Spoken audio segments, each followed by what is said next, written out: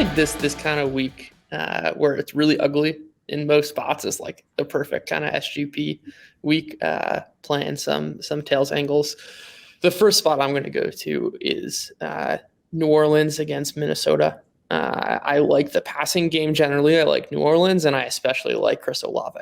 But we can talk generally about New Orleans. I think that right, we talk about quarterback traits all the time and certain spots and quarterbacks who are situation agnostic and those who are less so. I think Derek Carr is almost like a prototype of like he's a product of his surroundings almost, and you can kind of see that if you look at his splits when he's under pressure versus not.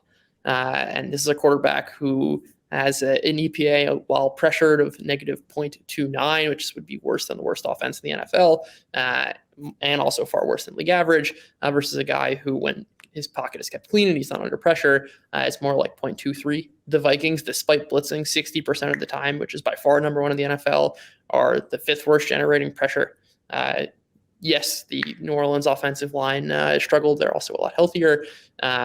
I mean, like, I don't know who's going to generate pressure for Minnesota. We should see Carr with plenty of time in the pocket, which also allows for him to throw deep, which is he leads the NFL in deep percentage, which is kind of what ties into Chris Olave here, which is a guy who's second in the league in air yards. I think he has not really spiked in recent weeks, but all of the underlying usage remains the same. He is still the preferred. As much as I love Rashid Shaheed, and I'm obviously down for any Rashid Shaheed kind of builds, but the prices are going to come down on Olave, who has not produced yet, despite all of the kind of fundamentals really remaining the same. And if you look at the separation, all the handy that chart that I post every week, he's firmly in the top right of that graph that I'm going to want to be building. This is exactly the sort of spot where Carr has time. He's going up against a defense which can't generate pressure, which is struggling to defend explosive plays.